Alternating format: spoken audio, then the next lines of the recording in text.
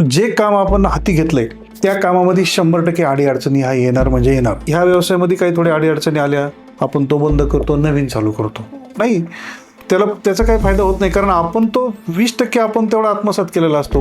नवीन व्यवसाय परत एकापासून सुरुवात करावं लागतो. ते स्ट्रगल म्हणजे त्याच्यामध्ये अडीअडचणी आल्या तरी डगमगायचं नाही. व्यवसाय करत असताना अडीअडचणी येणार आहे, डगमगायचं नाही. तुम्ही चालत राहा, कष्ट करत राहा, 100% यश येणार म्हणजे येणार.